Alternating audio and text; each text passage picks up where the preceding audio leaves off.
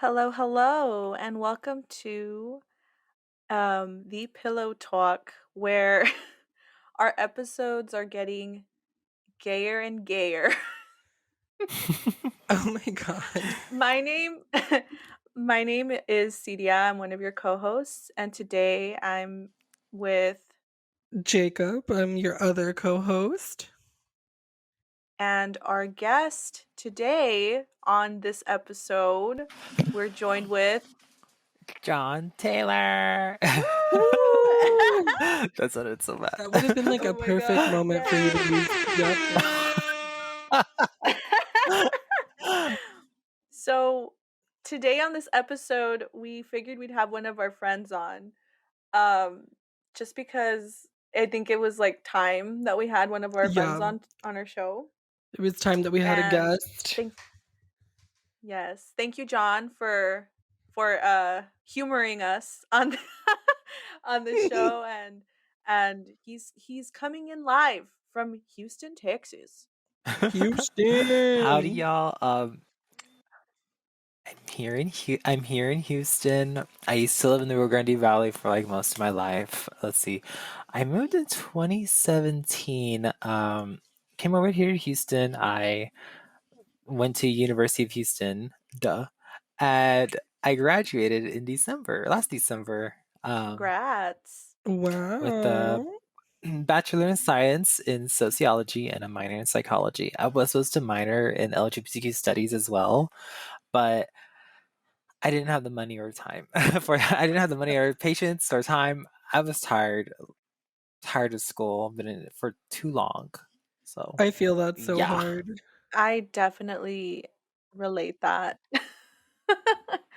Well, Same. we're so happy to have you on our show and thank you for giving us a quick introduction.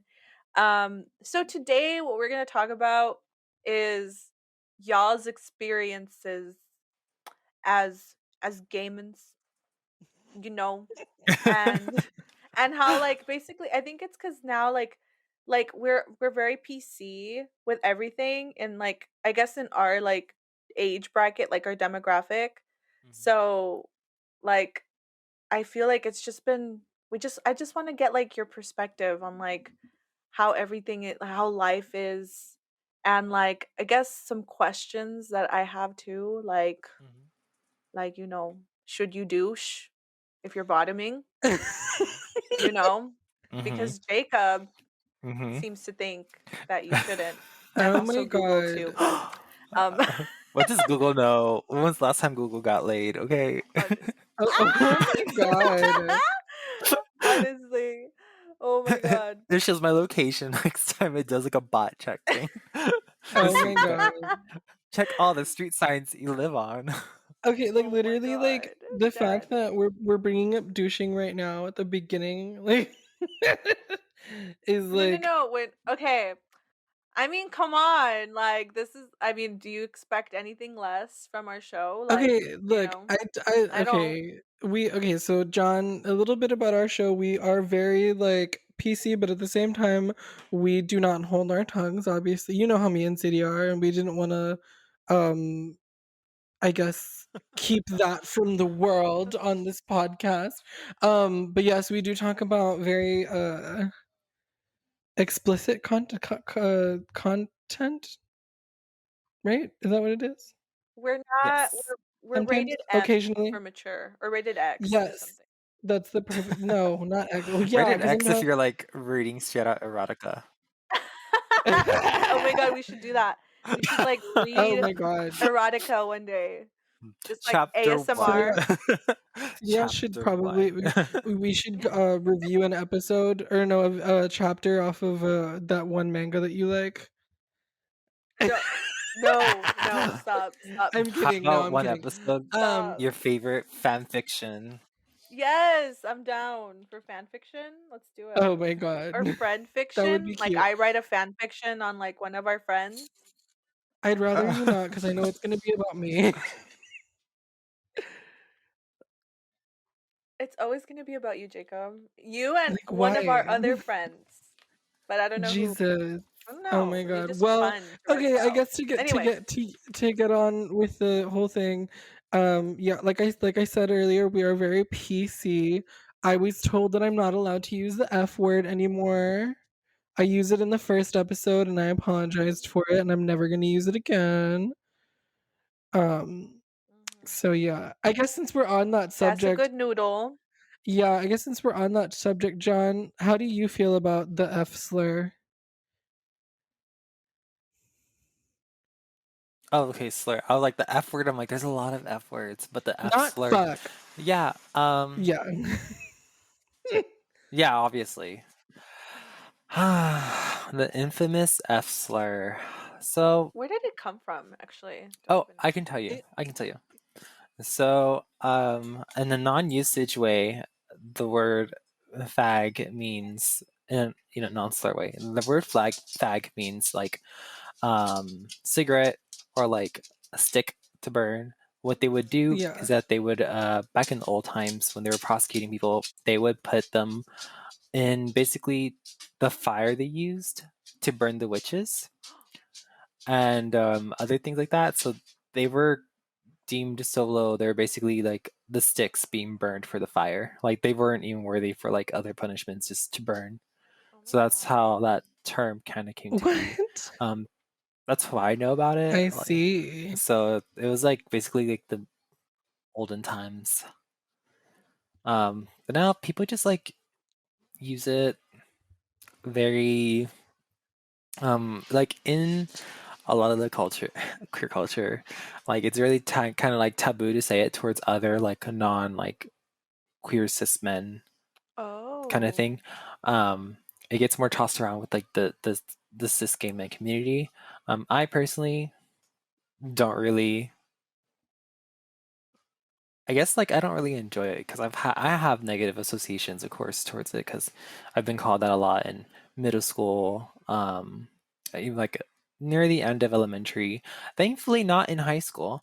Um, Yeah. um, I didn't hear that word at all in high school, thankfully, and well, not towards me. Um, I was a good noodle in high school. Um, but even then, like the context of it just kind of like really like makes me cringe or what's that other word? Like It's that like gnawing icky. anger. Yeah, achy, gnawing anger, like frustration or so. Because, um, even on media, like even on like TV movies, where it has like really explicit scenes of like verbal assaults, it's just really like Yeah. ugh, like disgusting, Disgusting. disgusting. Oh my god. Well, I mean, Yeah. I was called a fag once. I think it was I don't remember if it was called a fag or a faggot, but I think the first time I was ever called a faggot or a fag, I did get into a fight, and then after that, no one ever called me that again. It was in high school, so I guess like I Do get y'all we think all that we have you know huh? how like women are no, like do you think like cuz I think women are taking back the word bitch, you know? And cuz like Well, the word bitch was like said to like dehumanize women in a way. Do you think yeah. that that word, the F word is like y'all is that ever going to be like something that is going to be like you Well, take I the thought it word was, back and and that's why I use it. That's because I say it to like me and my friends. We've called each other like the word before, and I thought it was more like to like we I thought it was already being claimed back, but I guess not. I'm wrong. So that's why I don't use it anymore. No, But yeah. no, well, it's hard because honestly, on the level, obviously, if you get called like the B word, it's one thing, but if you got called the F word, it's like another thing. Like we already know there's an intensity of these two things, you know. yeah. Um, so like for example, there's already a song "It's Hard Out Here for a Bitch" by Lily Allen. I love that song, by the Yes, way. I love that That I song song. is love It's that so so song. good. good. Um, but I don't think I've ever heard "It's Hard Out Here for a." Oh, yeah. Yeah. so but I kind of understand like Jacob's sentiments of like what he said of too about like the name being recalled. What was that word again? claiming Re reclaiming it. reclaimed. There you Reclaimed, go. Or reclaimed. Reclaimed. I Sorry. thought we were. I Um. thought because I've heard like so many like queer people like use it like Mhm. often. Yeah. I mean, So like, and that's like the thing because it's hard because like in our small circles, obviously, if I go home now and we like go have a thing, of course we're gonna tell us like the word around to like joke around and all because we're mhm. comfortable and we know each other. But like in a greater community sense, like it's not really something that you would say if you're like obviously this is scenarios when there isn't a pandemic. Like if you're in a club, in a gay club, and Uh-huh. then like you say that word, like oh, there's that babe, like people are gonna turn and look at you and go like, what did you say? Because you know that Yeah. you know but obviously, if it's like a smaller group or at like my house or something like that, and then my mom would be shocked Mhm. for saying that for you guys saying that, Yeah. but we would understand. So I think it's really just like the context of like the environment and like who you're with and all. Like Yeah. that's where that reclaiming. Um, Personally, I feel like there will be a reclaim of it, but I don't think we'll be using it as much as like bitch for example, because we all call ourselves bad bitches. Yeah. But True. but there's really nothing really synonymous to bad bitch with like the F word. Yeah, I So get you. I Yeah. guess like I was like I guess I was just trying to make like a comparison cuz yeah. Yeah, that's true. Like it's not like on the same level, you know. It's different. But Yeah. yeah, I think I've heard like Jeffree Star say it in his YouTube videos and stuff like way back Has when. he? And I was like, Oh, okay. "Oh, yeah." So I was like, "Oh."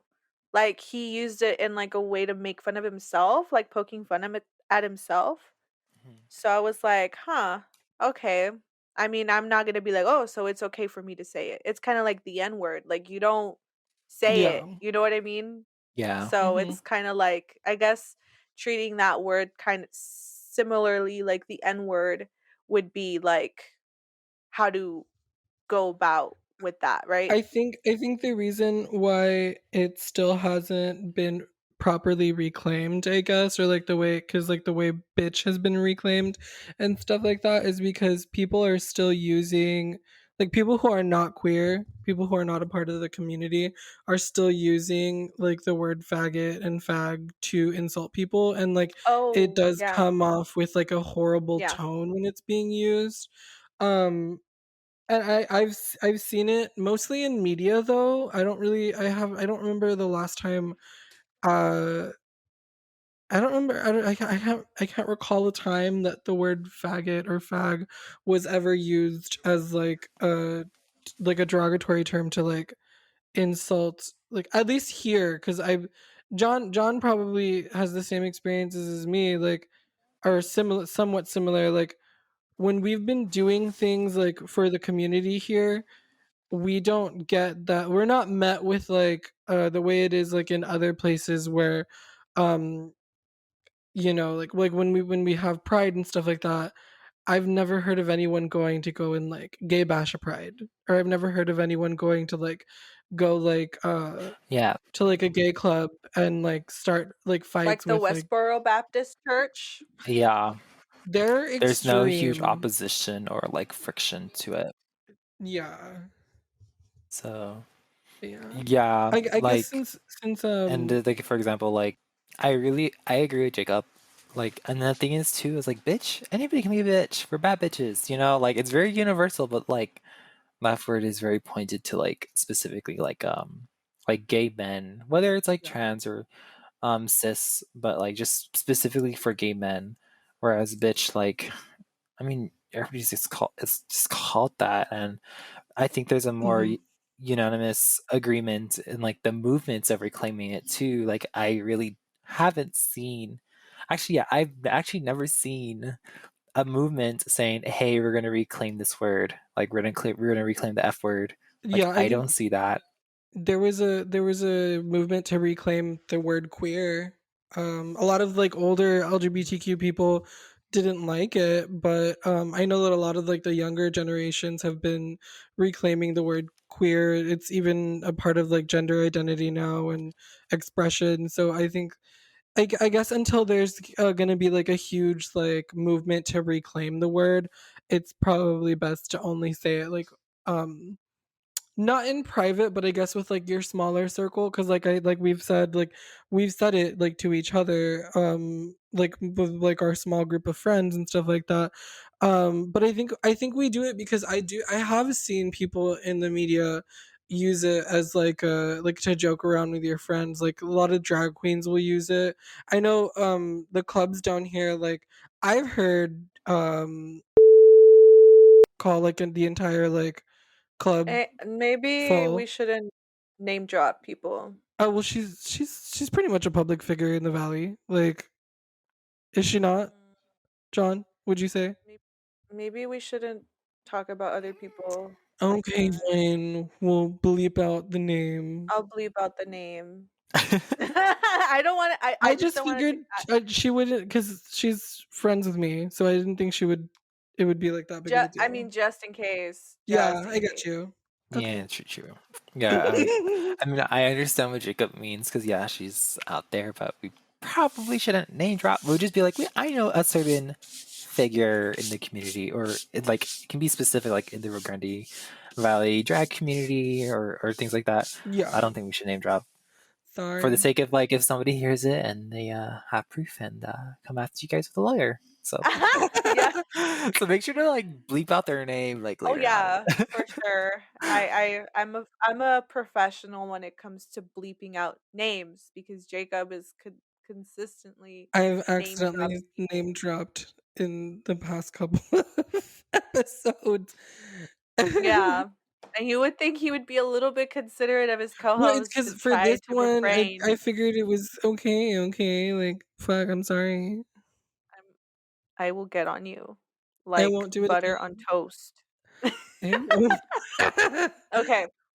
So, okay, I guess now I guess moving on to the next topic. When did y'all know like that you guys were, you know. Limp hand. Yeah. um, I knew I was limp hand when I started limp handing, and Um,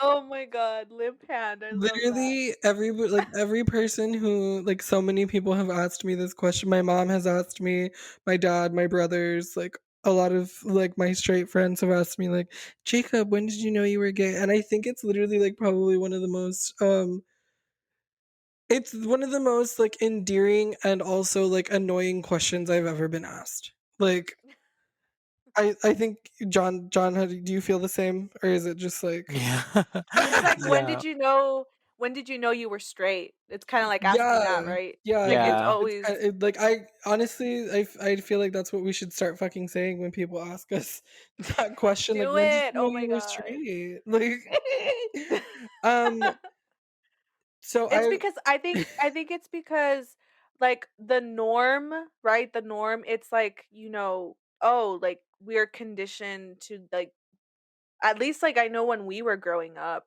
like it was not a thing. well, Like we yeah, didn't see that much representation and like, well, there like was there see, wasn't like a spotlight, yeah, you know, that people I mean Ellen, I mean that's like the only other person that I knew that was well, like I gay and was like on TV. yeah, I grew up watching movies like Birdcage and To Wong Fu, Thanks for Everything, Julie Newmar, and my parents had gay friends, so like, um, I think when I came out or when I was outed, my parents were more scared of like, because they knew how people from the community were treated, they were scared the same thing was going to happen to me. And when I say that, I mean like back in the day, like gay men were like pretty much prosecuted. Like there was gay men that were being like killed, and my parents were scared of that. I never really got the whole like, oh, they don't accept me type of thing. There were a few Mhm. comments here and there that my parents like would throw at me, but every time they would ask me, like, "Oh, like when did you know you were gay?" I'd just say like straight out the puss, Oh my god. straight But like you weren't right even out. out the puss. That's true. You I were was cut out my mom's stomach, and The You were doctor l C-section I was baby. a C-section baby, yes, that's true. When I was cut out my mom's stomach, that's when I knew. The moment I saw the doctor, I was like, "God, he's gorgeous." Oh my god. John, do you share the same, like, more or Sentiment. less yeah. Um, yeah. I just always felt so, you know, limp hand. Uh, Oh my this is like god. just something that there's just something that I feel that inherently you're just never gonna like know. How do I explain this?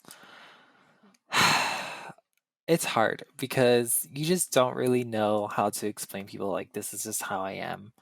Like, Mhm. you Yeah. know, and some people are cool with it and then other people aren't. And what I really want other people out there to know, it's like it's okay if you don't have like that sudden epiphany like, "Oh my god, I'm gay," or like, "Oh my god, I'm like anything." Like it will take time. My best suggestion is like for those to kind of like compare your experiences with like other people you see like online and everything like that um because that kind of helps me like seeing other people like talk about these things out, like kind of like openly in vulnerable places. It made me feel comfortable and be like, like I really did feel more comfortable with like with this specific like label. Like for me, I kind of more identify as queer in both like sexuality and gender kind of like form because it's just such like a nebulous term. Mhm. And it kind of makes it easier on me to not have to like always completely worry about like, hey, like my experience is not exactly like it's not the same as like this guy A, or like it's not the same as this guy B. Because that's what's kind of like really bugging me when I was younger. Like I didn't have a lot of experience, like either like hooking up with guys or like, just doing hookups in general. Like I didn't do that, you know? Um, so I felt very like, hey, like, am I doing something wrong? Yeah.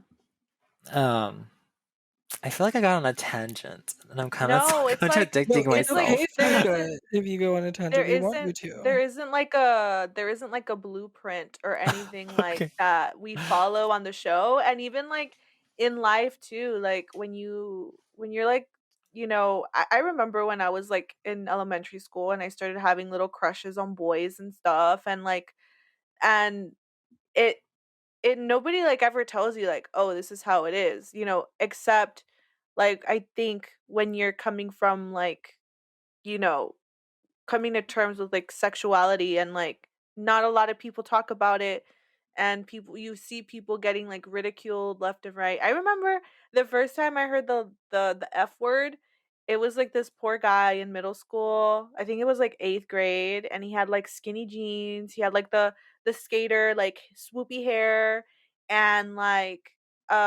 he wore like really tight shirts, and just because he was like dressed a certain way, one of the guys in my class yelled out F word like really loud, and I'm like, "Oh my god." And He I didn't even probably know what it wasn't meant. even, like, I didn't even know what it meant either at the time. So I was like, "What is that?" Cuz I'd never heard it before. And I was like, "Whoa. Like it must be a bad thing." You know? So it was like this whole time like I always thought like, "Oh, like being gay is a bad thing," because people would always be like ridiculed in school for it, or like made fun of. And it was just like purely just my ignorance on at the time as a kid, you know? And I did have like gay friends that were like women, like gay women friends who would like come out, and I'd feel like scared, you know? I think I was a little homophobic when I was like in middle school. oh my Well, I think god. But everybody inherently is because of like just like the way that we're just It has to do raised. with, like, the culture. society. Yeah, like, the way society so we live, like, in a is that Eve? Is that Eve No, that's barking? some other dog outside. Sorry, just a heads up. My dogs don't know how to shut the fuck up. It's It's okay. okay. I love puppers. Sometimes Albert's, dog will come and, like, chill with me when I'm doing the podcast. But anyway, so like I was saying, like I feel like it's like a social thing. Like society has like ingrained into everybody's like being that like being different because of your gender, because of your sexuality, um we all fear it. And I feel like I grew up in a very accepting household, thankfully, because like I've always struggled. I've never struggled with my sexuality. I've always struggled with my gender identity. And it wasn't until recently that I like came to terms with like, you know, who I am. And I started, since you asked the question like when did you know? I knew that I was like different from like with my sexuality, because I mean, and it's no surprise like I'm super effeminate, and then also on top of being effeminate, I feel like my body just looks different. We talked about this in like a past episode, and since now we're talking about Yeah. like the community and stuff like that, I can probably elaborate on it a little bit more. It wasn't until I was in high school and I started like much like John looking at social media and stuff like that. Did you like come to terms with like your sexuality while watching YouTube videos, John? Because that's how I came to terms with like No. no, for a lot of It was people I actually know. It was what? Or how was it for John? okay. Um, for me, it was actually just being involved with the community. Being involved with you guys actually. Where me with and I know it's John like met. so cheesy. It's so cheesy. But We love um cheesy. Do yeah. tell. We yeah, Um elaborate. I I came to terms with my sexuality when I started to get more involved with like the community. Like I actually was really scared joining the Student Equality Alliance and UTRGV. Back when I started college in 2015, I joined my first semester. I went to the LGBTQ club, which is called the Student Equality Alliance. This is for those who are not familiar. I'm just explaining, and Nope, thank you. that's actually where I met my fiance. That first day, I was so shy walking in, and Woo. then that's where I saw him. I thought he was really cute, but then I didn't. I was so shy because I was like, I've never been in a room with like so many other people. Yes, literally. Yes, literally that. I was so that was my reaction when I opened that door and I just saw all those little people sitting in all these like tables and chairs full of like half the room. I was so shocked because I tried to have the Student Equality Alliance back in my high school and everybody there was basically straight and there for the food. So Everyone always goes for the food. yeah, and so then like the more I forced myself to get more involved. I signed up to be an officer because I had an opening. I think I was like the social media officer. And and so that's how I ended up reaching out to like STC's uh queer group over there because I reached out via social media. We met at a Pride Home meeting. Yeah, that too. Who Wait, did did you y'all meet at STC or UTRGV? Well, when I was at STC, similarly to well, somewhat similar to John's, like I guess a little bit of the background behind like how I got involved with like the LGBT community. I was in a very dark place. I was very depressed, and I had just broken up with baby daddy Siria. Oh, yes, I We're remember calling him. back to an episode. Yeah, I had just broken up with baby daddy. I was very depressed and I didn't know what to do with my life, and I was like so sad. And I literally remember I was walking the hallways of STC and I saw this like flyer, and it was like a big rainbow banner, and I went up to the table and they were like, "Yeah, we're starting like an LGBTQ club." And I walked into the room and I had already known, you know, that I was like gay and like different, so it wasn't that much of like a big thing for me. I did theater. I did musical theater and regular theater like in high school. So it was like a really theater taught me a lot on how to speak. So when I came in and realized that the group had just started, they needed like a president, they needed like a face, and since I was such a natural born performer, natural born actor. Oh my Um, god. I just kind of like I offered up myself as like, to become president of like this new group, and I had like this group of people who all became I'm friends with all of them now. Like they're people who I became very close to. We don't talk as often as we used to, but you know, met John at a different meeting, and it was yeah, that's how we became friends, John, right? We like Hmm. it. I remember sitting there, and I had known Gus because my advisor told me to reach out to people from UTRGV because they wanted to have like some kind of like a coalition type of thing of like the college Hold on. organizations. Hold on, Jake. Um, John, is it okay if we say your fiance's name? I'm so Yeah. sorry again. Okay. Oh, okay. All right. Okay, cool. Just checking, just making sure. I'm sorry. Oh my god. No, no, no. I'm just I we should have asked before, I but know Well, I I should mentioned have. I said it before. Did Didn't you? I say Well, his you said name? oh fiance. yeah, you did. You said his name? It's on No, me. It's on you me. You said guys said for you. fiance. Oh, I Oh, did. well. You said fiance. Well, Anyway, he's is continue. he Sorry. yeah, okay. Well, anyway, so I reached out to Gus, and I knew Gus because we had been messaging back and forth on an app, and I'm not going to say which one. And and we talked, and we came to find out that we were both a part of like the same, like a similar sister organization, and he was the one that told me like, oh yeah, like you should start going to these meetings. And I had already known about them, but I was like too scared because I didn't know anybody there, and I was like, I didn't want to show up and just be like, hi everyone, like, like although I seem to come off as like a very confident person, I still like there's still things where like I don't want to like just pop up and like be so abrupt because I know that my personality is extremely like loud and abrasive. So I felt like if I knew somebody there before I like showed up, that like it would be a lot better. So I remember the day that I met John. He was like in the corner of the room, and he just started talking so like eloquently. Like he had, you can hear it in the tone of voice that he gives like every time he speaks.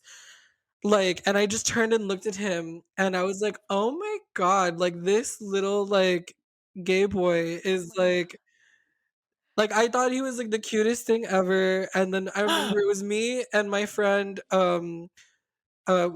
We call him Blue Psycho Ranger on the pod because maybe one day he'll be on. But Blue Psycho Ranger, and we both looked at him, and we were both like gobsmacked. And then Gus was sitting next to us, and Gus like has always has this deadpan face of like we don't know what's going on in his head. And He later has on, like the perfect deadpan face. yes, literally. And later on, I come to find out that he like had a mini crush on John, and it exploded from there. Oh,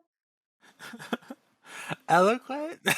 You thought I was Yes, eloquent? Oh, yes. I I'm feel not like eloquent you anymore. speak. What are you talking about when you your voice has this like you it just sound pulls like a you in. smarty pants. You no, not You even sound his like party pants. Like you just want smart. to believe everything he says. Like Oh, that's called beautiful. charismatic. Yeah, you Yeah, have charisma. charisma. Eloquent is like um precise diction and vocabulary You used have to the that. fullest extent. I'm Googling. You have that as well. Eloquent is either serene and poise. I don't have Fluent that. or persuasive in speaking or writing. That is Oh, literally listen. like I've Yeah, heard John give speeches and stuff like that, and I think they're just so like mesmerizing to listen to. Like Oh, I and love you, Jacob. I love we Thank you. you love John on this podcast. Thank you, too. Cydia. Oh, I love you guys. I love you guys so much. Um, I'm like Yay. so much more eloquent. I'm like, ah. I sound like a weird No. I sound like a dinosaur. we try to just be like really raw on this podcast. We want to be like hashtag Yeah. relatable. Oh shit. Oh shit. Oh shit. What? I'm sorry. um I felt like I wasn't, I had to get to it like really fast and it was like anyway, sorry, continue. um So, I guess since we're talking a little bit about the community, John, do you want to give a little bit of insight about like some of the things that you've done for the community, or would you rather talk about like what you're doing now in Uh, Houston? Can you talk about what you're doing now in mm, Houston? yeah, I could. Hmm. Yeah, so about the community, well, I could talk about the community in Houston, and then I'll talk about like what I'm doing. Um, so the community in Houston is very layered. So I actually explained this to people before that the community in the valley. I'm talking about this now in an activism, um, Standpoint. public standpoint sense. So like in the valley, think of it more like a flan where you have like a really solid, easily soloable movement. You can be at the very top, the little sweet caramel, like they're concentrated people there, who really put in so much effort. I We've can name a literally few been there. already. Yeah, like we've been there because we really put forward like, a lot of things, like especially when I was like the president of the Student Quality Alliance and everything like that. And then sometimes you can just like go back down to the bottom to chillax, like Hmm. if you're able to, like and you can really merge and like have such fluid like standpoint, um even in other groups too, like you join other groups or so, like for example, like if you're in student quality lanes and then you're also part of the group of like the oh god, like step like step for South example Texas too, Equality like Project. yeah, step is also like at the top of the thing, but there's so many ways that you can just really help out the community. It's so easy. It's so easy to get involved, so easy to say like, you know what, I want to do my own thing.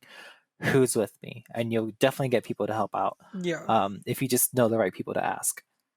Now, in Houston, it's like a layered cake, a very big, tall, layered cake with different My flavors, God. different different toppings, different frosting too. So you have like the communities that are really in need, and it's very hard to kind of like climb up the social ladder because you either have to have the power, the literal power and resources, money, or you somehow have the social standings of like a celebrity to really kind of like make a huge impact. Here in Houston, you know, I felt like my power was kind of like not there. Obviously, Limited? because yeah, they're limited. Like my power is very limited to like really help out because you try to help like the local resource center that's there, and you have to do like 101 things before you even get confirmed, and even then like you're only limited to certain like events because they fill up and everything like that, and all these other stuff. So I tried to get involved, and I did join one group called the Houston Gamers. Gamers, as in GAYMER, because it's LGBTQ You oriented, would. Oh my God. and they're so nice. For we would have like they would always be in like the Pride parade, Hmm. and they would have a float, and I would go and help out for a pride parade. So they'll have a float like every other year. So the most popular one I went as like Ash Ketchum, and I had a little gay Pikachu, Oh my and God. So people loved it. People cute. loved it. I stitched the Kawaii pride flags like too. a I stitched my Pikachu holding the pride flags. One's a trans and one was gay, and like if you squeeze his belly, his ears would move and his cheeks would light up, and he'll say Pikachu. So I would do that. I hold him up, and it's like Pikachu say gay rights, Pikachu. Oh, oh my god. Anyways, That's that so was like cute. my biggest moment. Just just kidding.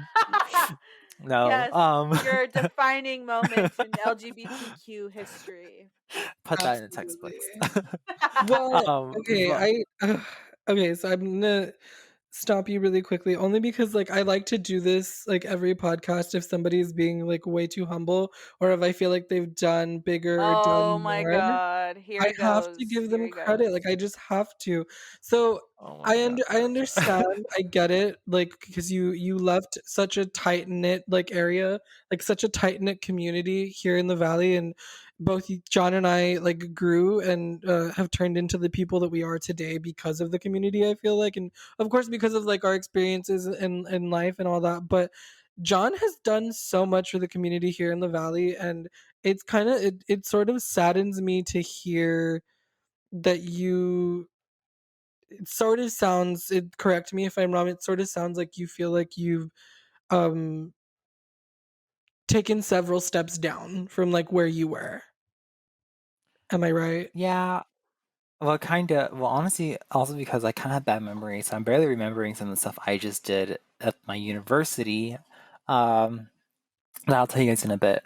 But yeah, like I feel like I didn't really have much of a big impact compared to the community in whole because honestly, the splashes that I made in the valley are nothing compared to like in Houston, like what you probably would consider really big, Jacob. Like here, it's like if I'm just adding a drop in the bucket.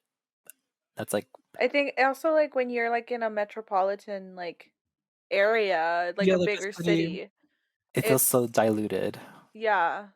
But here it's like here in the valley it's so small. Like, it's I just think like if as long as you're like trying and you're making an effort to be proactive in your community wherever, I Mhm. think that it's all that what matters is that it's like the intent, you had the intention. And I think that's like the you know That's the I most guess important. for our listeners out there too, like, doesn't you don't need to like make like a huge difference. Like I think even just you being involved or helping out somebody else that is going through like a rough time in your community, it makes a difference on a small scale, but on like in the long run you make a difference at least in one person's life, which is what I told Jacob, like if we can help just like one person by doing this podcast, like for me that would be like enough. Yeah, for that like Oh, feeling. yeah.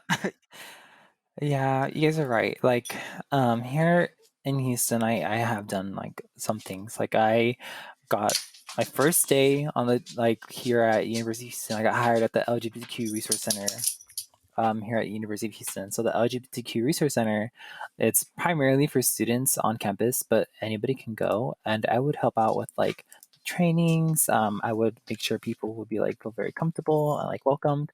And I even got Student Employee of the Year award in 2019 Oh for my it god. because of my efforts. Wait, what And was the name of the award again? student employee student employee of the year. Oh, okay, And okay. And Sorry. my I heard something else and I was like, what let did me you let me hear? student puta of the year. I heard dead. I was just No, bent over the desk the entire time. That's it. oh my god. I heard I heard simp boy of the year. You walk in the door, I'm already simping. Oh my god. Yes. Yeah. Oh wow. Yeah. Yeah, my boss actually wrote like this little thing for me when I was honored the award, and she mentioned how not just her and her boss noticed, but so many other students really appreciated me being there, being welcoming, being friendly, being always up to date, and like giving them services, being so attentive to their services. Basically, good customer service skills is what I have. Because I always consider myself a people person. I love people. They're just so special, so different, each and every one of them. And Mhm. um, and then and then I also led a conference revolving around sexuality and, such as identities, behaviors, and concepts. I led a student led, so this was by students for students. There, we had really good numbers in the span of That's two so years. We had like big. 200 people go. Um, Are they are they I That's a celebrating love lot. something? that. She literally like there's two sound bites that she uses every Oh single episode. god. It's that one and the horn. Like Yeah. Sorry. but I guess my question is like are they still going to be doing that conference like now that you've graduated?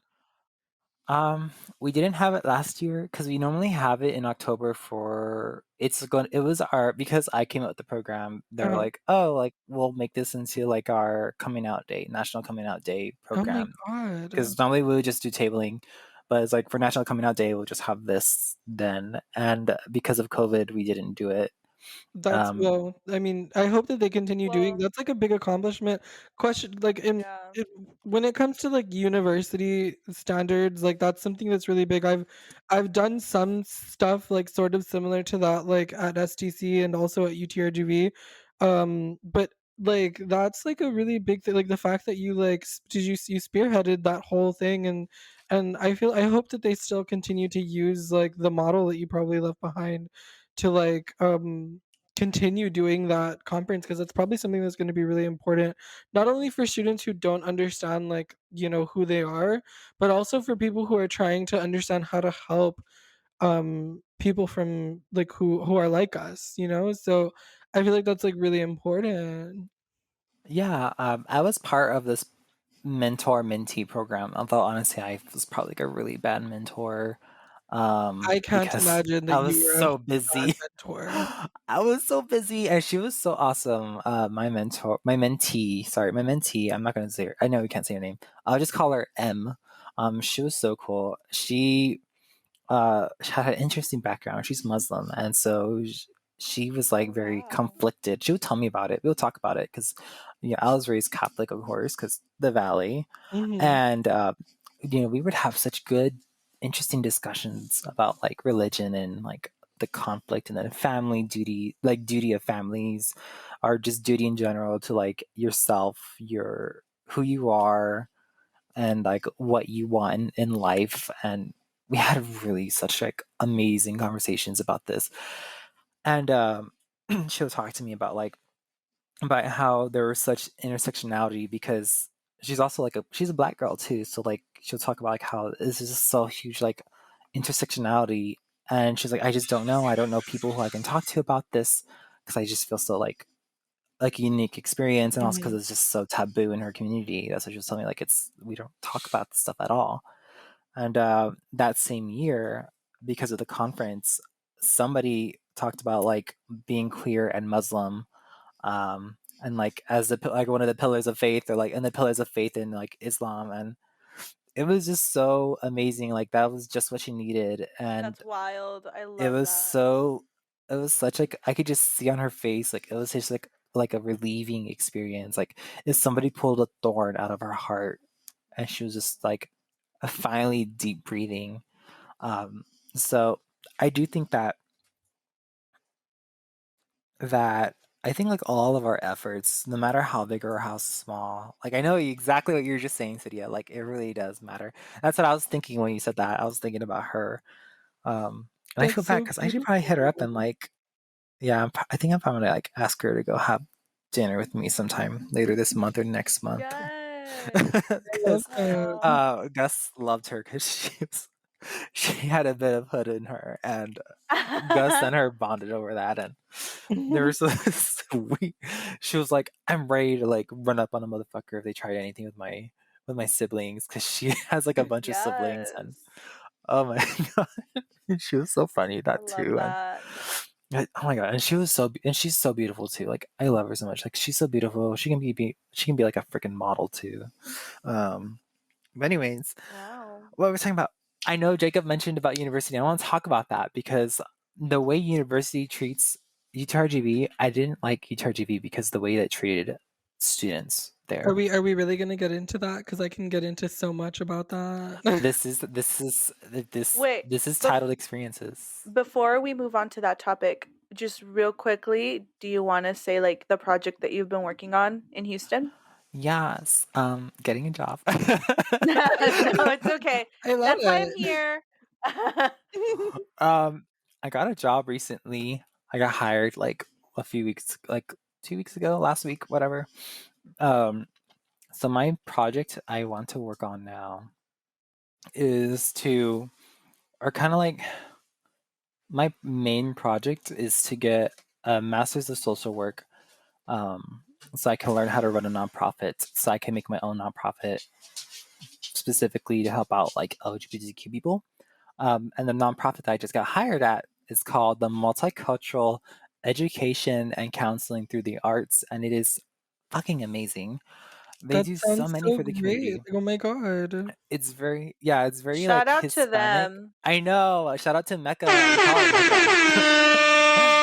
And Mecca do so much. They do so much for the community, and they focus more on the arts, so like dancing, violin, folklorico, and they're very like even though it says multicultural, they're kind of more centered on like Latino and Hispanic cultures because that's just the people who primarily go there because Mhm. of they're known for their prestigious awards they won for their ballet folklorico, mariachi, like they do so many musical, artistical, all kinds of arts there. And they even teach you how to play this specific toy from Japan.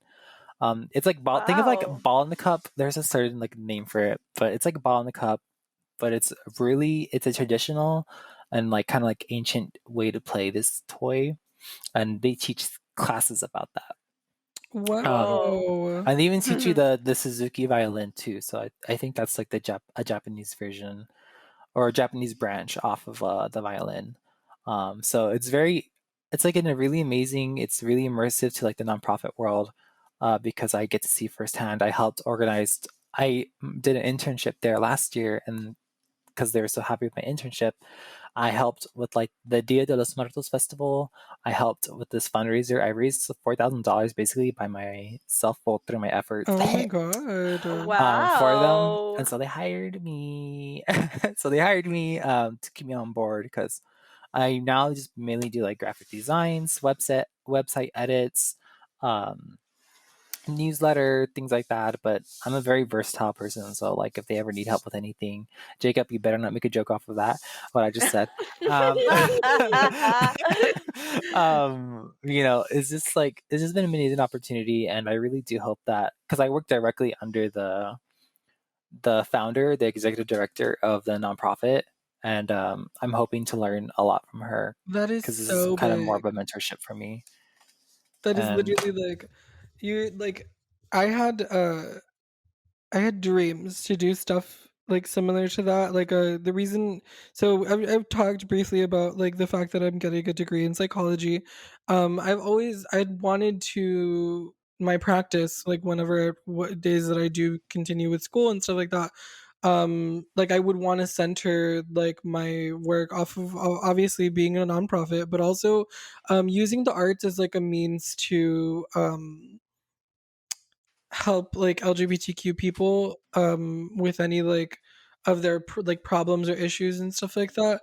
Um yeah, that's yes. stuff that I wanted to do. I wanted to do those things, but um I don't know. I don't want to say that I like have like completely lost like hope and faith in like those things because I do know that I'll eventually like pick back up on them. I feel like COVID has really Uh-huh, put like a huge damper on like on a lot of aspects of like my life because uh-huh. um like I feel like I'm somewhat restricted to stay doing I work from home now. I've talked about it before and mainly because of my family I wouldn't want to get any of them like sick or anything like that, but um I feel like you are doing so amazing and it's so like it's such an inspiration to hear that you got a job like that. Like it's just so amazing. I can't Yeah, like congratulations for yeah, that. That's like huge. it is Thanks, really big. That is like a babies. really big thing. Yes. I know, and honestly, like it's really funny that you bringing up the arts and healing because we talk about that so much in Mecca, like how important arts are in just our human lives, and it really helped so many. It helps out so many of the children that are so traumatized because sometimes It's they've gone through so much, and Yeah. like and that's what I'm because of them. It made me realize that I can't completely focus my nonprofit towards LGBTQ people. Like I really don't want to ever exclude other people, Mhm. and it made me really reconsider the way that I'm going to develop my nonprofit and what services are going to be offered and for who. And I want to say like my services are for everyone. Like yes, I love it. this was initially created for LGBTQ people, in in the Rio Grande Valley, but Mhm. inherently, like everybody should be able to Welcome. walk through into those doors, yeah, welcomed and like find something that they need, and for us to help them in some sort of way. Like that's my dream to like never Wow. turn away anybody. Mhm. Um, That's you know, beautiful. I love so that. no, I think yeah, I'm gonna cry. intersectionality is extremely important, not only within the LGBT community, but like um all communities. And I feel like if anybody's gonna be doing any kind of nonprofit, and that's one thing that I had an issue with a lot of the things that we did, um like in I Oh, guess Jake, like real quick. yeah. Sorry, so sorry. For our listeners, what is intersectionality? So intersectionality is a term that's used to so like if for instance like me, I'm LGBTQ, but I'm also Hispanic. I identify as a Hispanic or a Latino or Latinx. Um and what that means is like there's other issues in the world that affect me other than just me being LGBT. LGBTQ. Yeah. mhm, Um, so that's the way I learned the term intersectionality.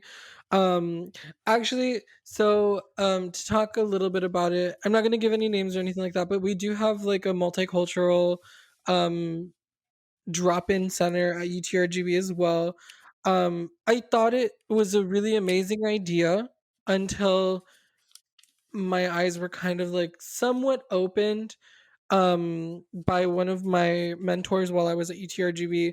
Um it sort of seemed like the university, since you did say like you didn't like the way the university handled a lot of stuff, John, I'm gonna just say this one thing. I do think that like UTRGB will kind of like realize that there's an issue going on with students, and then they'll like give them something, but it's not exactly what it is that they want. Like they're like, yeah, "Oh, here's a little bit." They're like, "Here's a tidbit of something that'll help you," you know?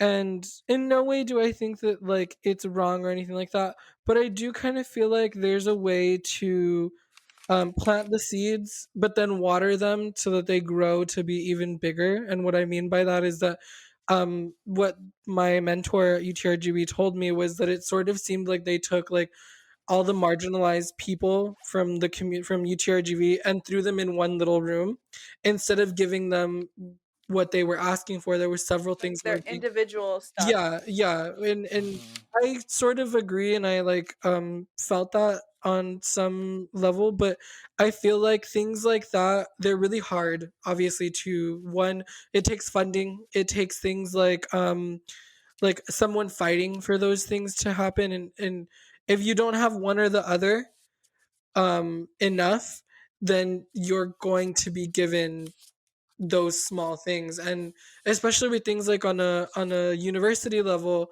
um there might be like one or two people that are like, oh, there's all these issues, we need to fight for them.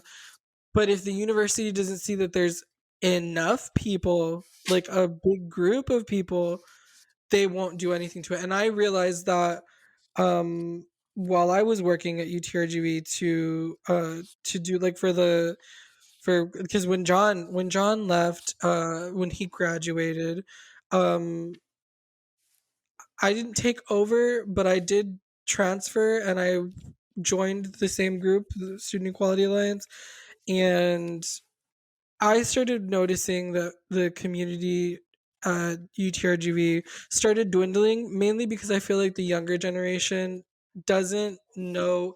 The younger generation saw that we got like marriage equality and they're like, oh, the work is done. We're done. That's all we wanted. That's all we needed. Oh my god, that's When there's literally like no, what I thought too. I was like, "Oh yeah, like marriage equality." But then we have like workplace discrimination. yes, we do. We And have also workplace we have like discrimination. businesses discriminating based on sexuality or Yep. orientation or We whatever. have Like, there's like yeah. so many things that have not been taken seriously, and I feel like the younger generation saw that one big win, and they're like, "There's not much else that we need," you know. And it's like it's wrong because I started noticing that a lot of the younger generation was coming to the meetings and stuff like that, solemnly, because and they even admitted it, and this is literally their own words, we're here to try to find hookups. We're here to see who we can date. And I was Oh like, my god. we like me and my really good friend who John also knows, we were doing things like sexual education talks. We were doing things like you said, Cydia, discrimination in the workplace. Like we were doing like the those things on top of doing like the fun stuff where we could like have little mixers and stuff like that. Um and we noticed that people were just wanting to come and do the fun stuff. And Nobody wants to do the hard work. nope, It's yeah, nobody wants.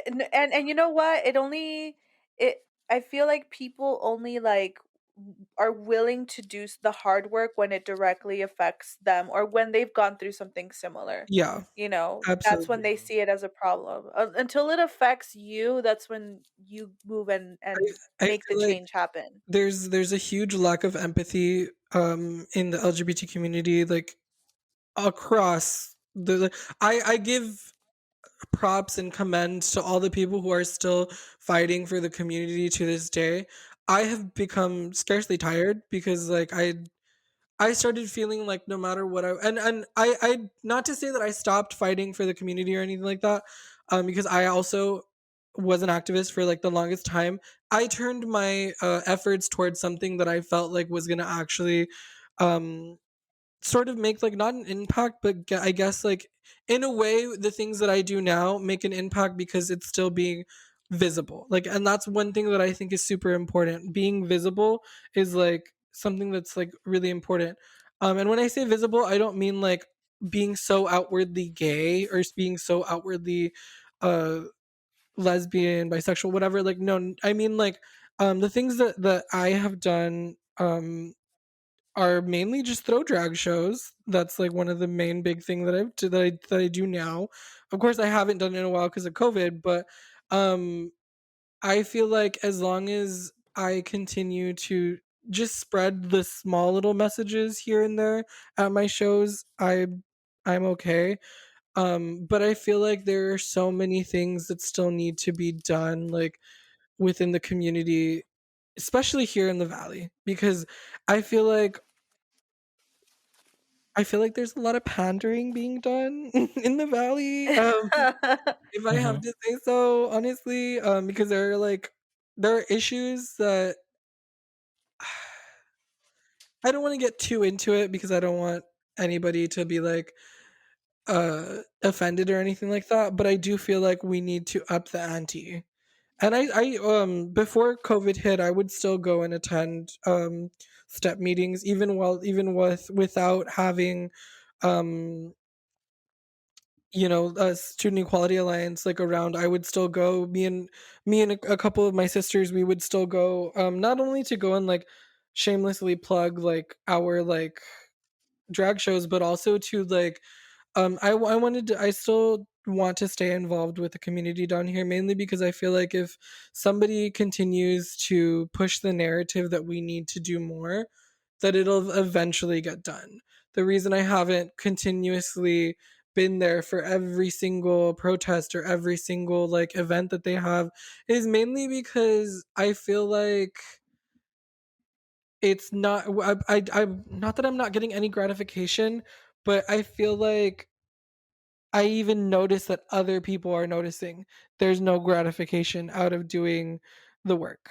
That's what it is. I've started noticing that people are losing their light. There's so many controversies that have happened in the valley that a lot of people don't know about, that maybe one day we'll probably talk about, who knows, on the podcast. But um The I morale is just low. It's the just morale low, starts to go and low, and I then feel like you need that momentum to, like, push a project forward. The yeah, momentum, it needs to be there, and it's not and I there. feel like that's why I turned to doing drag more than activism, because um who doesn't go to drag shows? Like I who Well, don't. I you hate them. don't. Especially when they're thrown by Jacob. I don't go to them. Oh They're my so god. gross. Well, you literally left right as like my drag career took a peak. Like you I literally know. left right as my drag career was starting to John, just so you know, that soundbite is Oh my literally god. me. That is literally me.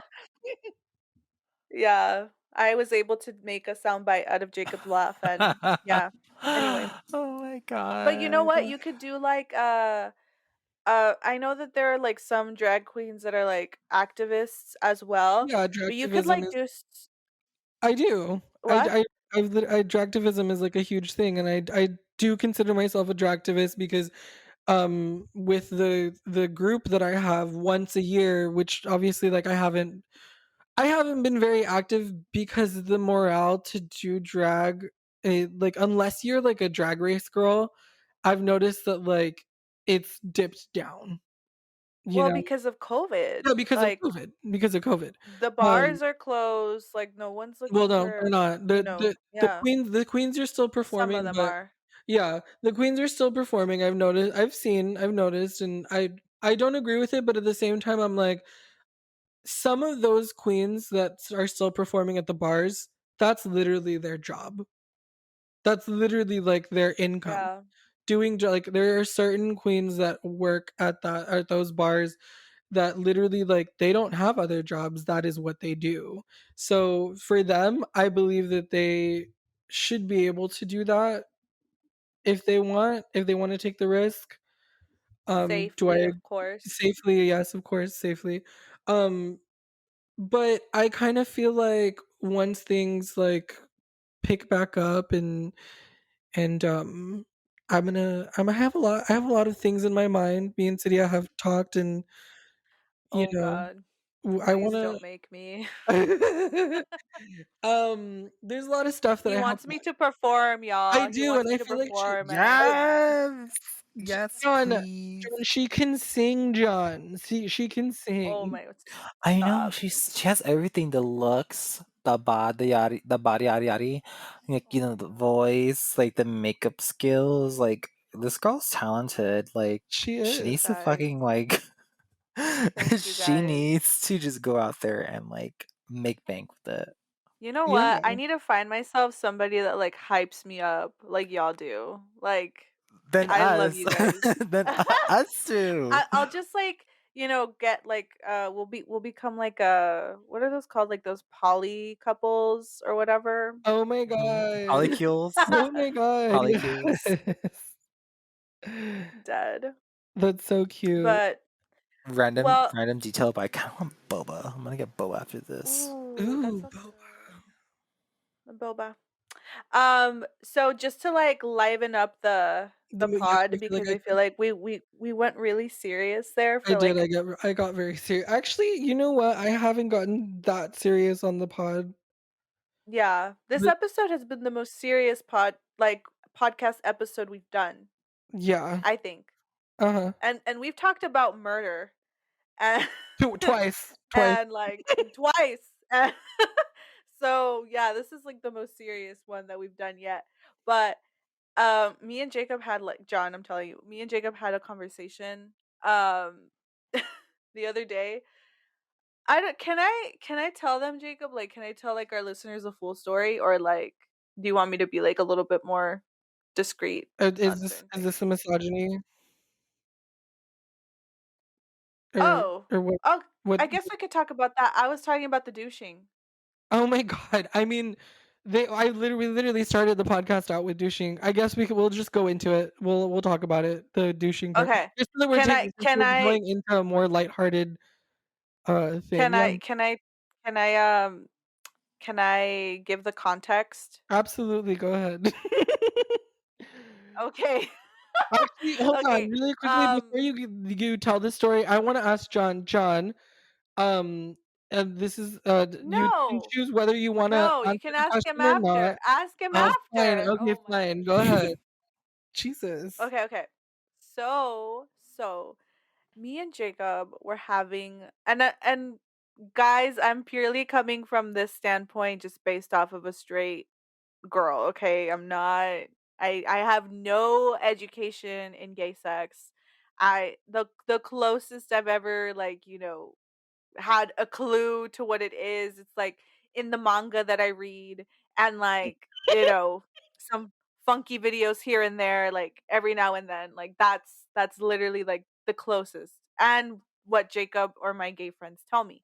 So so from my perspective, I'm telling this story, okay?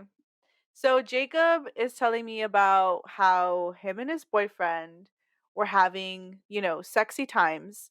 And I was like, "Oh, I don't know or we were talking about anal sex. It led up to that."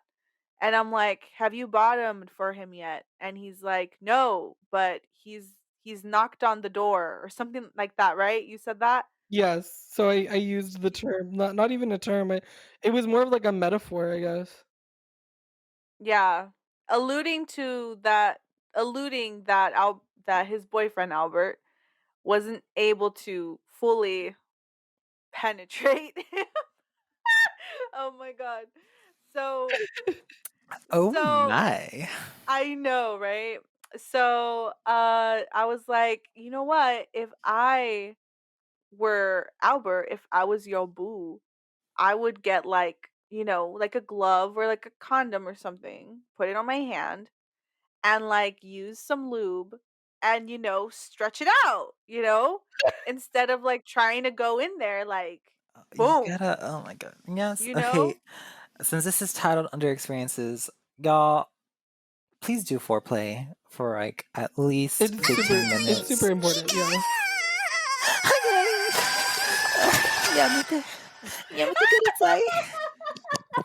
Yamete kudasai. Oh my god. Okay. So yeah, that's what I was telling Jacob, like some foreplay or something, Or you know? or go to Adam and Eve. They're always nice there. They'll give you a discount just Wait, for hold on, being hold nice. on. We're not sponsored by Adam and Eve. Let's not mention them. Okay. Like until Yeah, we we're get not Go our sponsored Adam to and yet. Eve okay. sponsors. Yeah. Anyway, sorry Adam and Eve. You know what? Sponsor us and then we'll talk a lot about your products. Well, this Anyway, is what you gotta talk about them first for them to get interested in you. right? Well, Adam and Eve is great. Anyway, so sponsor us, please, Adam and Eve senpai. Adam and Eve Senpai. Oh my god! Give us a Oh my sponsorship. god. Dude, go to Um, Adam and Eve. Just go to any like sex toy Sex shop. store. They'll yeah. gladly give you a discount. Just lie and say this is your first time. Well, actually, yeah. Just say this is your first time, and they'll give you a discount. Absolutely. They'll give you discounts for anything. Just be nice. Just be Yeah, nice, please.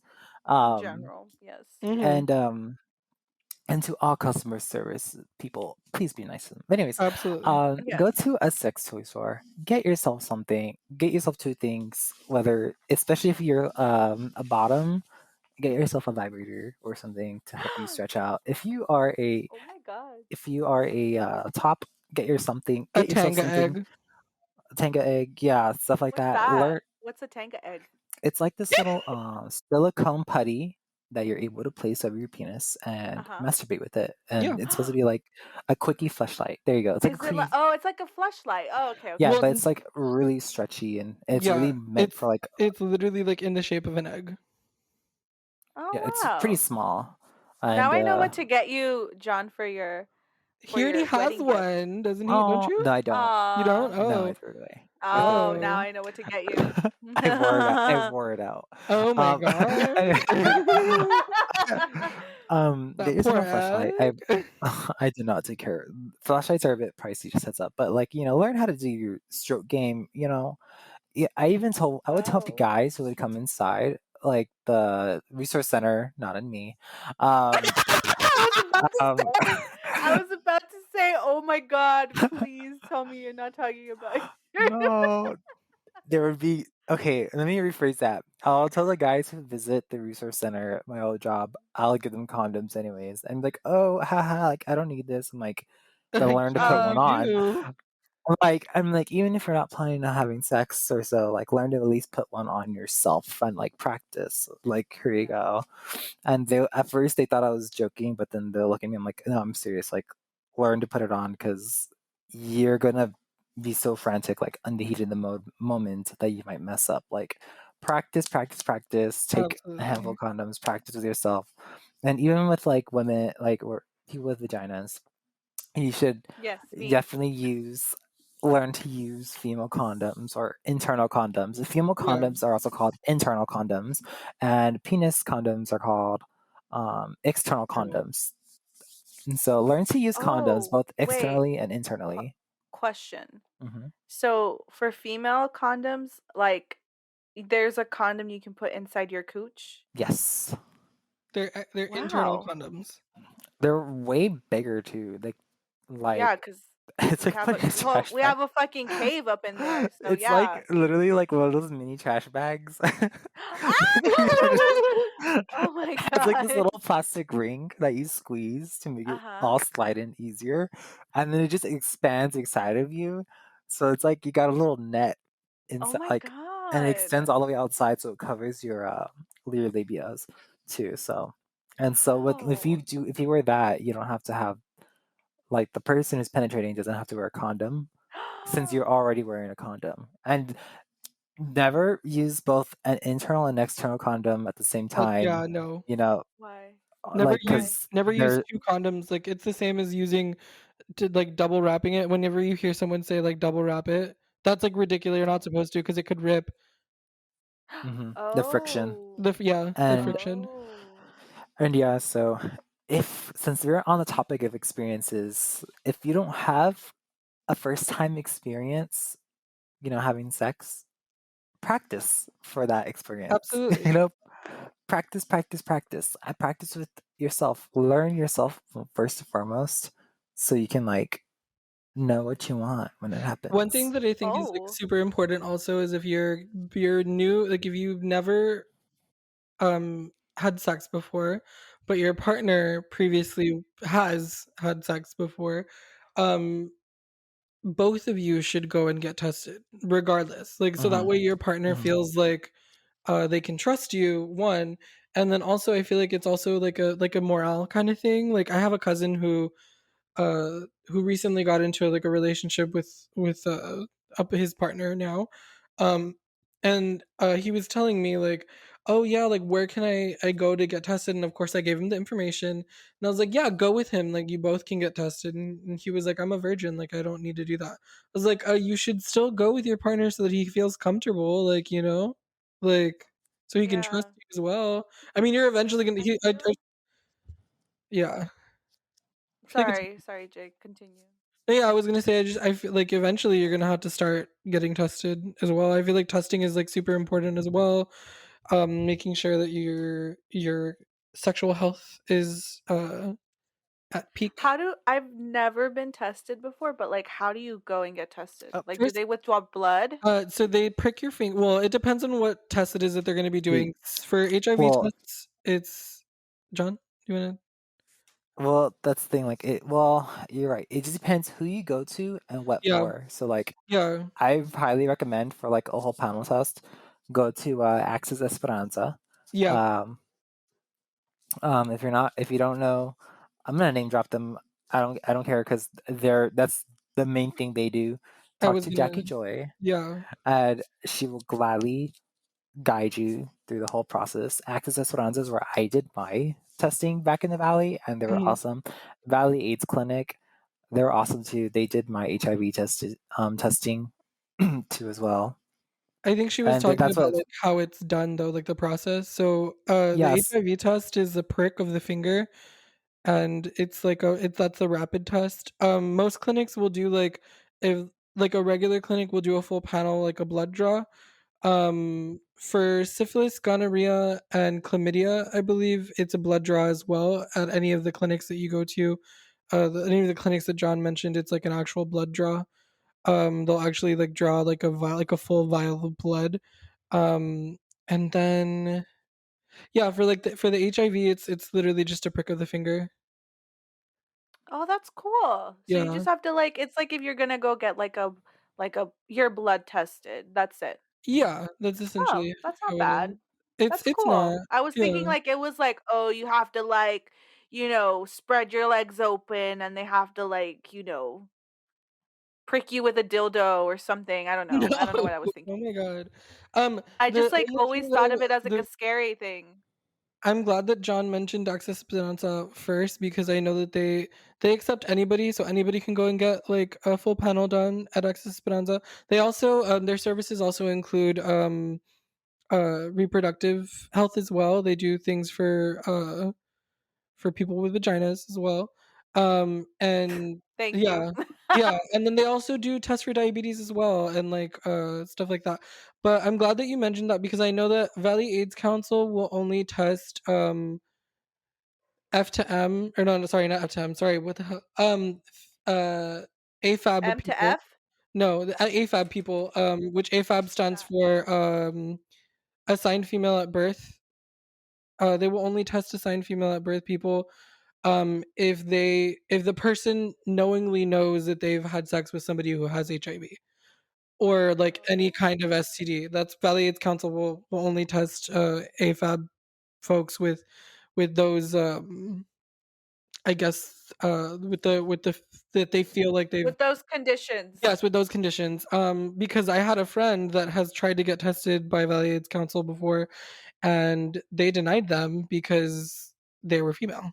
And I was like, "What?" Like that's like Wow. yeah, so Access Esperanza does Access not Esperanza. yeah, Access Esperanza does not discriminate in any way. And not to say that Valley AIDS Council is discriminating. I think it's because their stats need to be um done. They need to test a certain amount of people um that are the most marginalized people that are affected by STDs and HIV.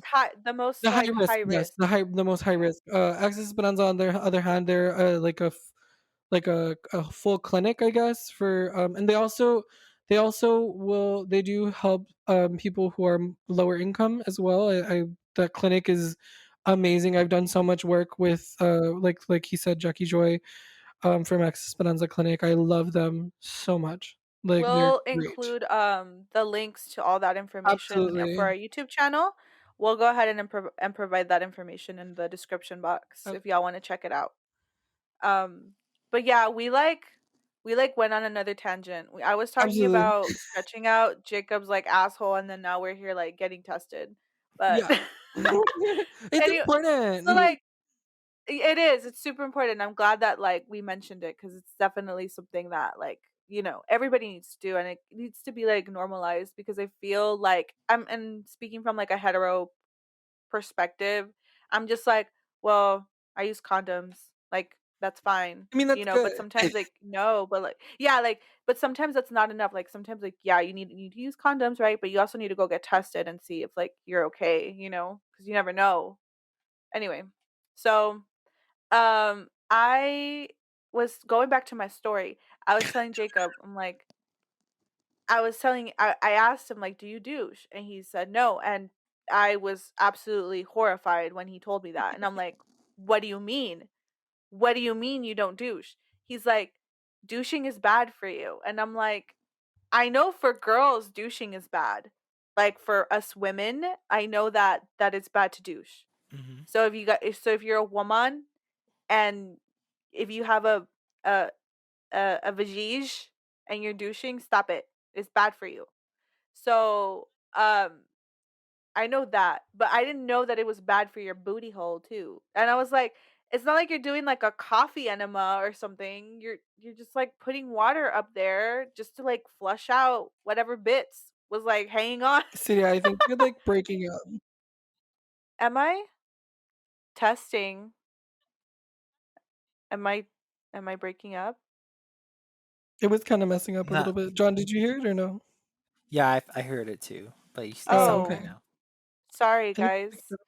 No, it's okay. So yeah, I was just saying like that if you need like I wasn't saying like oh go get a coffee enema or something. I was just saying like if you put water up in there just to flush out the extra bits, that are hanging on to your booty hole, I don't see why not. And then Jacob was like, "No, even water is bad to douche." And I'm like, but it's water, like, it's not gonna it's not like a foreign chemical or, you know, anything weird. So me being, like, the person that I like to investigate, I'm annoying. So I Googled because I couldn't believe what he was telling me. And I know that Jacob is very, very well informed when it comes to like sexual health and stuff. But me personally, I couldn't believe it. So I was like, you know what? Let me Google it. Turns out, yeah, douching with water is pretty bad. Not so like it has to be like every once in a while, not all the time because it tears the lining of your booty hole Yeah. and it makes like little like Anal fissures. tears. They're called anal Yeah, fissures. and anal fissures, anal scissors, Oh my god. and and if your partner unknowingly has like an STD or something, then that's like trouble for Yeah. you. Yeah. Yeah. What is your opinion on people, do you like, cuz there's this celebrity. I don't know, do you guys know of the music group RBD? I've heard of them. I don't No? know. Like I only Oh, know them okay. because of you and my cousins. But I don't actively go and look for yeah. Okay. Well, there is this telenovela called Rebelde. And from that telenovela came the group RBD or RBD. And they were like huge. They were huge in Mexico and they were also huge in the valley too. They came down to the valley like multiple times. I went to go see them. It was like amazing. Anyway, so that was like back in the day when they were like, popping or whatever. So they're one of their members, I think his name is Christian Chavez, I think. He's gay, and I think allegedly they were saying that he had tested positive for HIV and they had, sexual relations with somebody else and they didn't tell them, you know, that they were positive, Yeah. and So now this person is suing this, the singer because they're like, "Oh, you had sex with me knowing that you were positive." But then they flip it on them and they're like, "Well, why weren't you using a condom anyway? Like why didn't you okay, ask I for a have a condom?" couple questions to ask about this Mhm. specific thing, because I do know quite an extensive amount about like stuff like this. Um, First of all, like HIPAA is a thing. It's like a big thing. I work with HIPAA in my job. But did the guy from Rebelde give this like his ex partner HIV? Yes. He did. Okay. Allegedly. Okay. That's what the like the drama people from the TV, los chismosos de la televisión. Okay. That's what they're saying. So I guess really quickly, I want to do touch base on this. Really quick. Um, Somebody like there's a big stigma behind people who have contracted HIV. There are medications that people who have HIV, and hopefully, like most people do take those medications.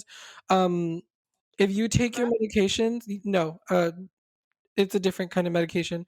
Um, the medication that the somebody who already has contracted HIV, become undetectable, and there's literally like a 99.9% chance that you could pass on like HIV to another person.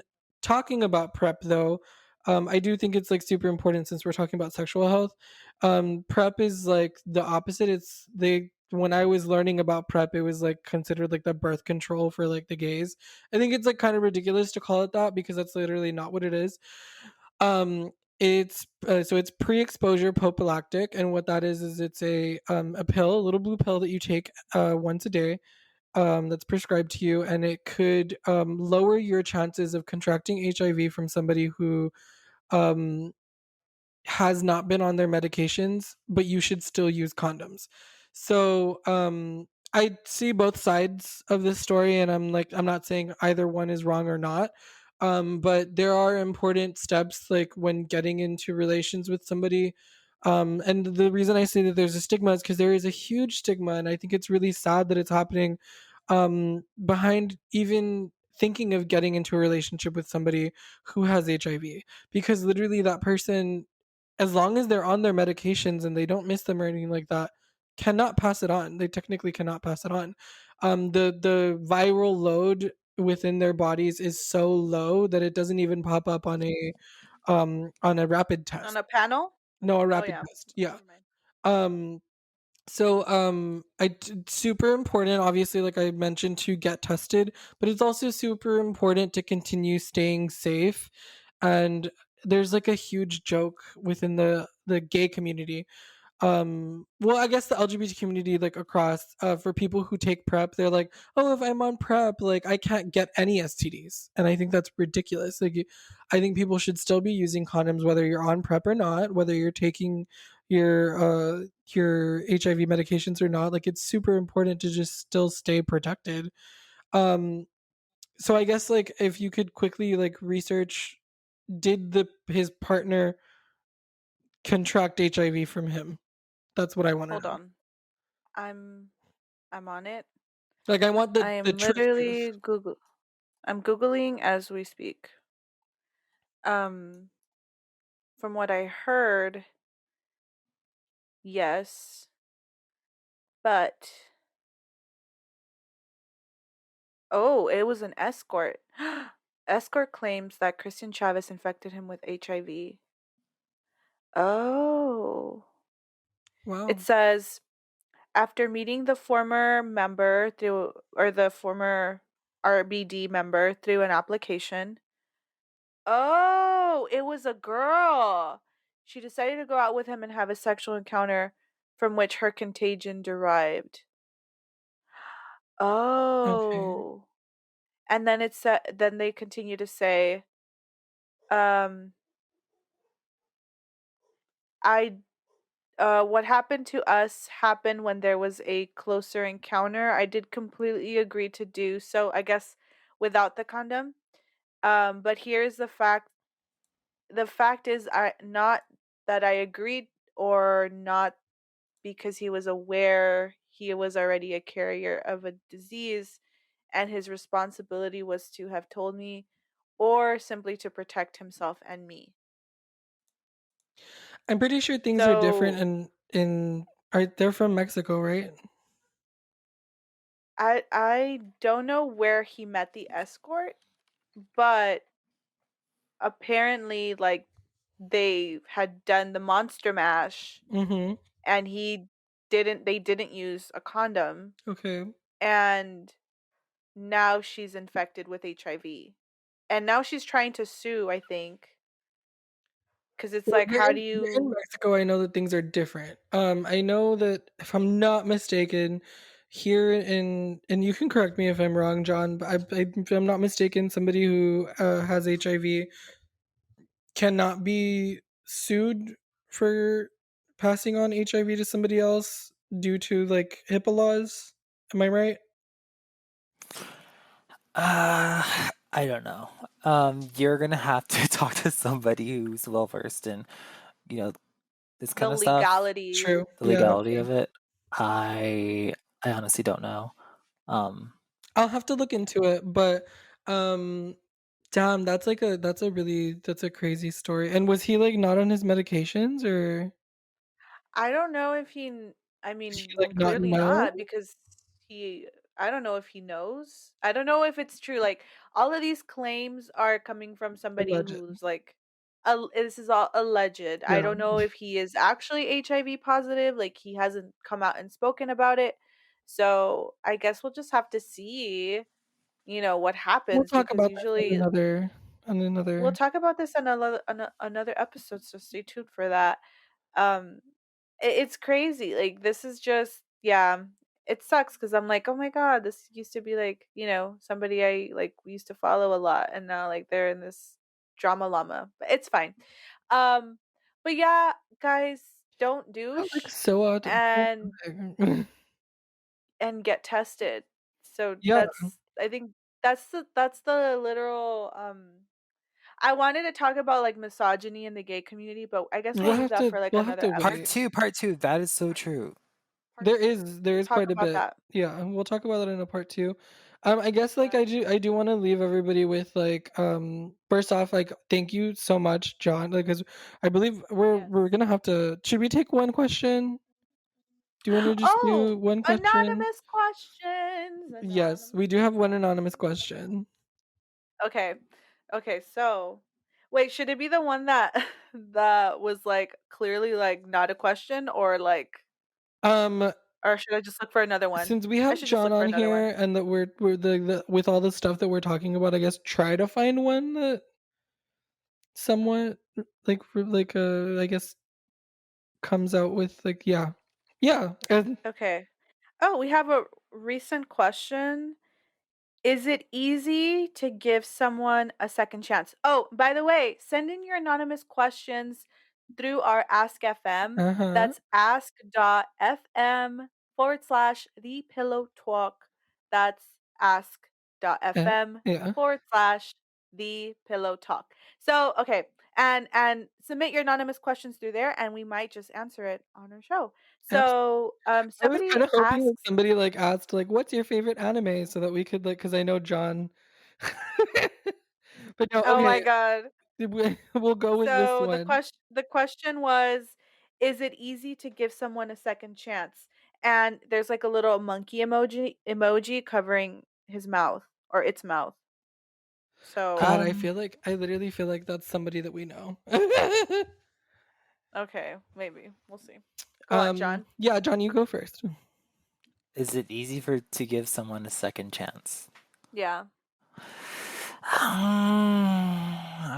Considering I've given second chances, yes, it's easy because sometimes you just really think back to like what has been there, and like you think a lot of like the good things, and not necessarily taking into consideration the bad things. I think it's also like dependent on the context of the situation of like that relationship you have. And when I say relationship, I don't mean just like romantic. I mean like also platonic. Yeah. Um, because there's some people I'll definitely give second chances to because maybe I just haven't talked to them in such like a long time that maybe I felt that we have fallen out.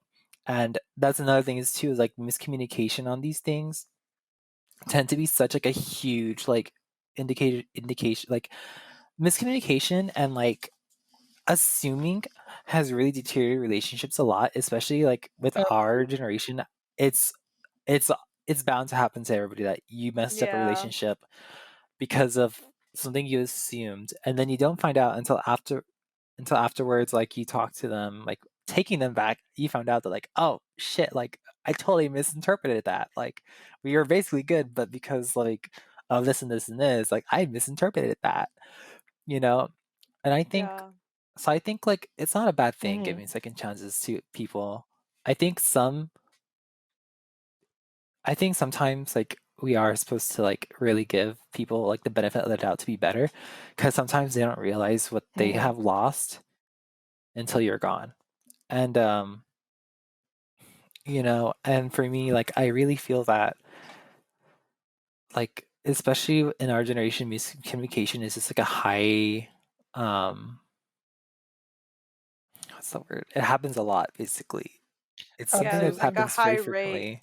There's a high rate of that happening in a lot of our generations relationships that the second chances will help you get feel more vulnerable because you both know you're giving each other like second chance like a second chances and Yeah. everything like that, so it kind of gives you to a more vulnerable state with them, which is another positive thing about second chances.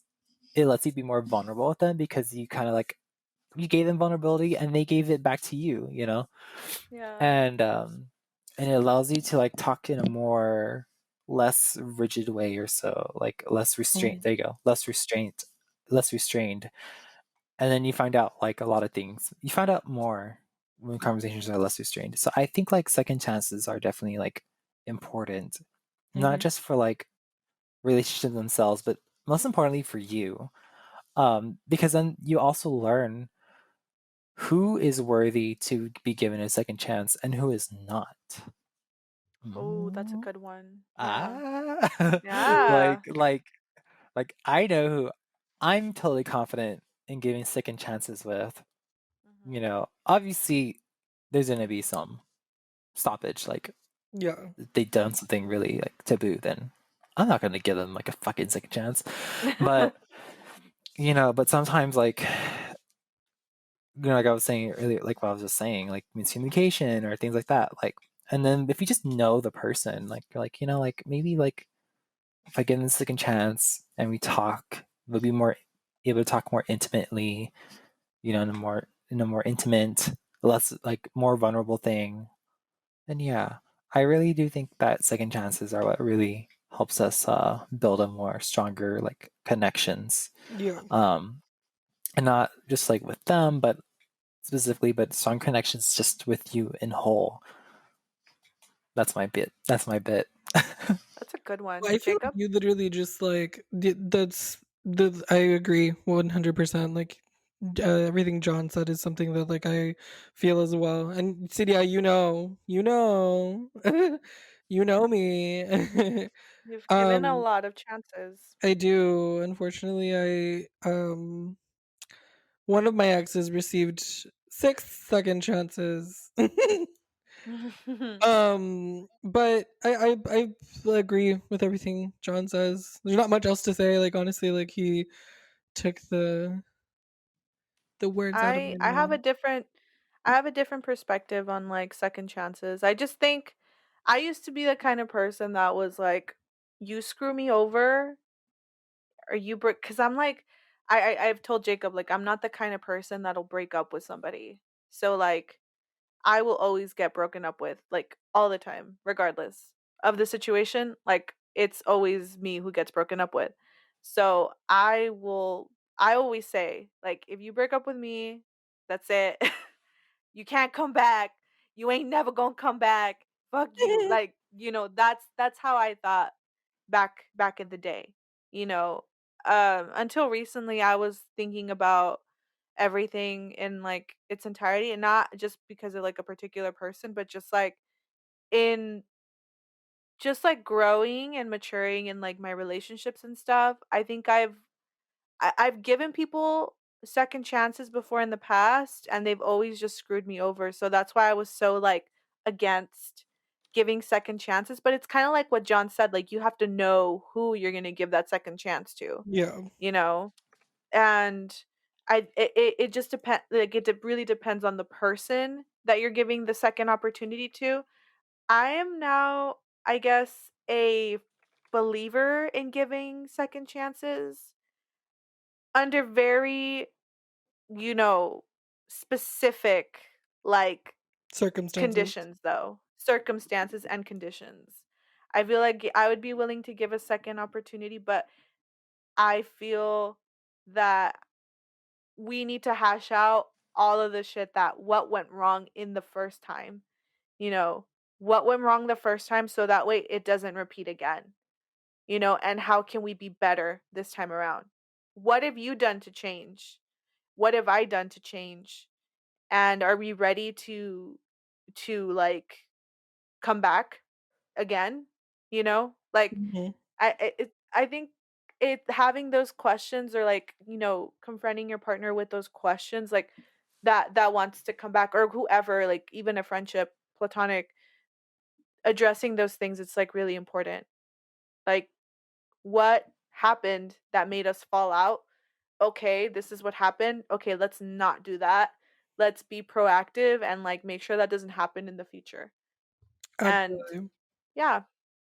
Well, thank you, John, for coming on to our show, and hopefully in the future we'll have maybe another episode with you, if you're willing to, if you're Yeah. down.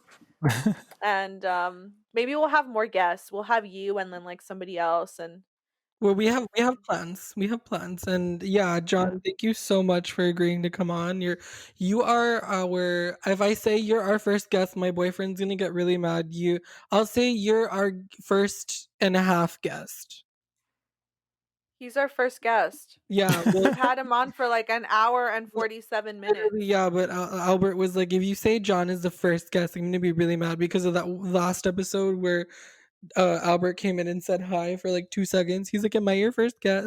He's cute. It's cute. Oh my god. Yeah, no, I he's can't with he's Albert. joking. He's just joking. But yes, so John, thank you so much for being our first guest on the Pillow Talk. Yeah, hopefully Yes. now Gus will listen to our podcast.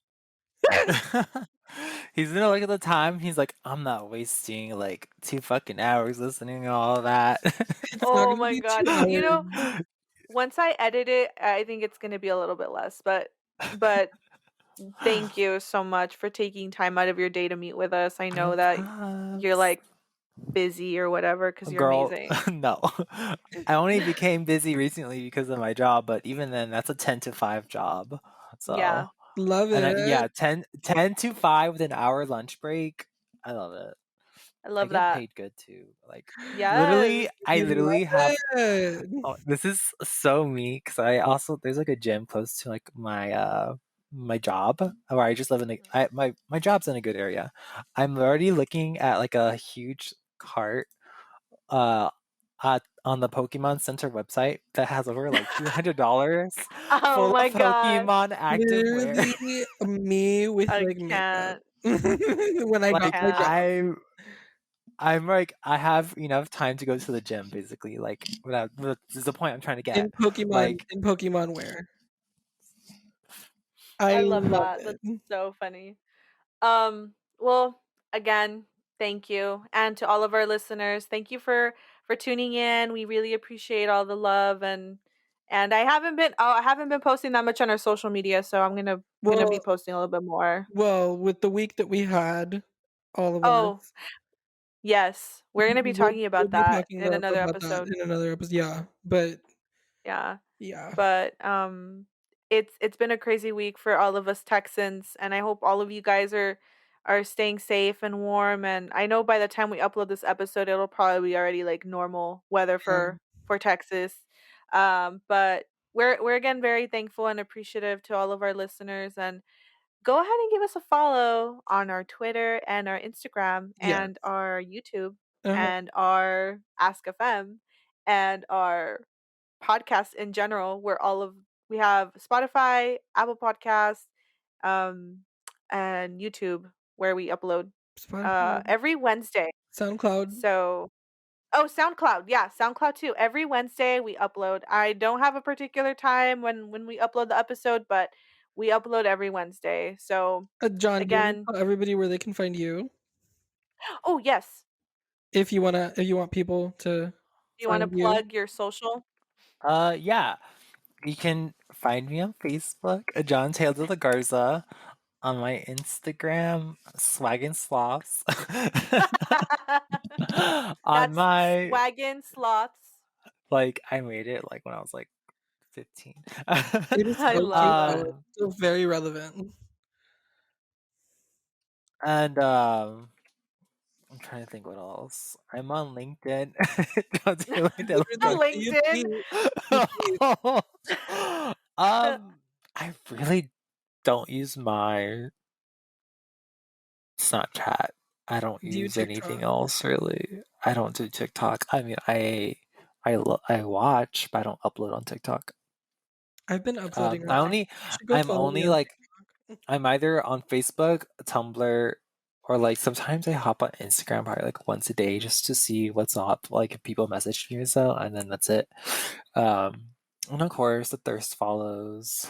Oh my We god. have some of those. I Oh thirst my follows god. like some guys.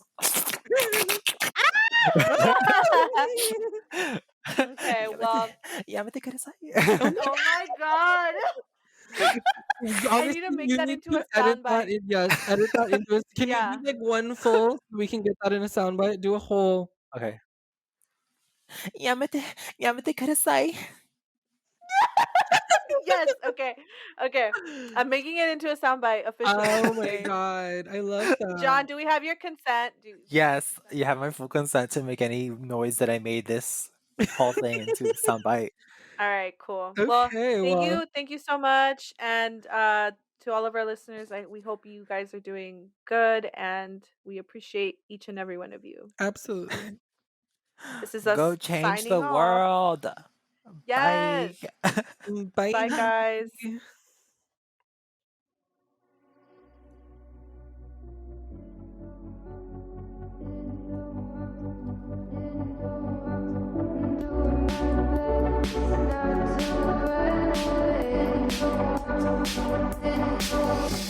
Sitting throwing rocks across the pavement.